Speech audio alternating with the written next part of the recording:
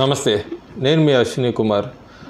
BJP party ముఖ్యంగా ప్రధానమంత్రి నరేంద్ర మోడీ లోక్సభలో సొంతంగా బీజేపీ 370 స్థానాలు గెలుచుకోవాలి, ఎన్డీఏ 400 స్థానాలు గెలవాలి, అబ్కే బార్ 400 పార్ అని చెప్పి కూడా ఆయన కొత్త స్లోగన్ తీసుకొచ్చారు. దానికి అనుగుణంగానే వాళ్ళు రూట్ మ్యాప్ అంటూ కూడా ఎక్కడ 400 టార్గెట్ రీచ్ అవ్వటానికి ఏ రాష్ట్రాల్లో వెనకబడి ఉంది ఏంటి అంటూ కూడా ఒక రూట్ మ్యాప్ సిద్ధం చేసుకున్నారు. ముఖ్యంగా దక్షిణాదిన బీజేపీ కనీసం 50 స్థానాలు గెలిస్తే తప్ప ఆ 400 మార్కు ఎన్డీఏ టచ్ అవుతుందన్నదైతే వాళ్ళకు ఒక అంచనాకు వచ్చారు. అందుకే ఈ మధ్య మనం ప్రధానమంత్రి నరేంద్ర మోడీ ఎక్కువ తమిళనాడు, తెలంగాణ, ఇట్లా కర్ణాటక ఈ పర్యటనలు కూడా పెట్టుకున్నారు. అభివృద్ధి పనులు కూడా ముందుకు వెళ్తున్నారు. తమిళనాడులో కూడా అన్నామలై పాదయాత్ర తర్వాత వచ్చిన రెస్పాన్సు, అట్లాగే వాళ్ళు ఒక అంచనాకు వచ్చారు తమిళనాడులో ఎన్ని స్థానాలు గెలవచ్చని. తెలంగాణలో కూడా ఒక టార్గెట్ అయితే పెట్టారు, డబుల్ డిజిట్ టచ్ అవ్వాలి 10 స్థానాలని.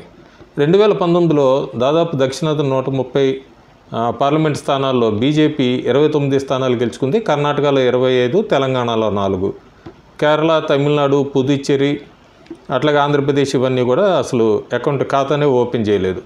ప్రస్తుతానికి బీజేపీ సొంత సర్వేలు ఎట్లా ఉన్నా కూడా ఇండియా టీవీ సిఎన్ఎక్స్ పోల్ అయితే ఒక సర్వే ఇచ్చింది సౌత్ ఇండియా దక్షిణాదికి సంబంధించి.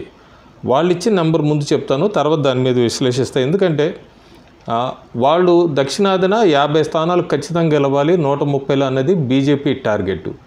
ప్రస్తుతానికి ఇండియా టీవీ సిఎన్ఎక్స్ వాళ్ళ సర్వే ప్రకారం ఆ నెంబర్కి దగ్గర చేరువయ్యారా లేదా అన్నది ఒకసారి విశ్లేషిస్తాను. ఇండియా టీవీ సిఎన్ఎక్స్ సర్వే సోమవారం నాడు రిలీజ్ చేసింది.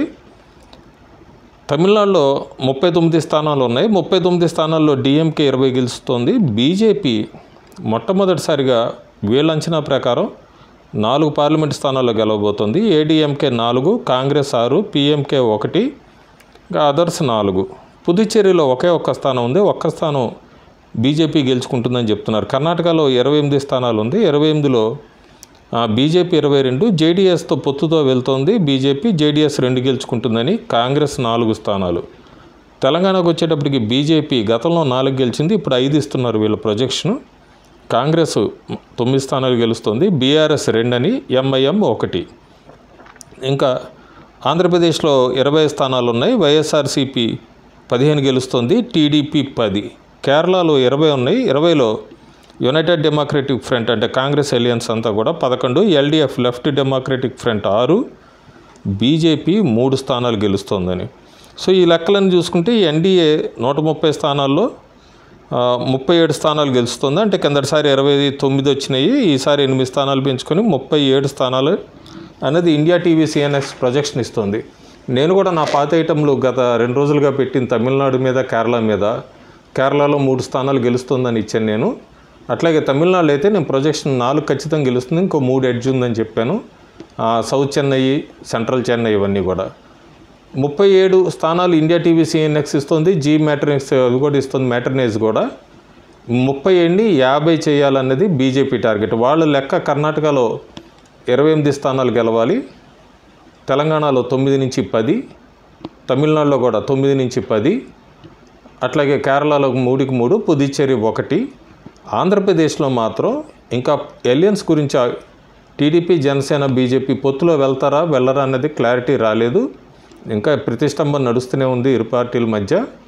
ఒకవేళ పొత్తులో వెళ్ళినా వెళ్ళకపోయినా అక్కడైతే 2 నుంచి 3 పార్లమెంట్ స్థానాల్ని బీజేపీ టార్గెట్ పెట్టుకుంది.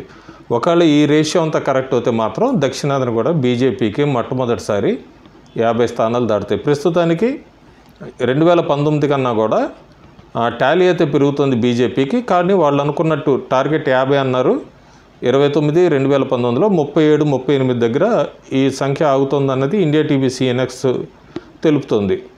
సో మనం చూడాలి ఈ టార్గెట్ సౌత్ ఇండియా నుంచి ఎట్లా ముందుకెళ్తారు. ఆంధ్రప్రదేశ్లో అయితే వైఎస్ఆర్సీపీకి 15 ఇస్తున్నారు, టీడీపీకి 10 ఇస్తున్నారు.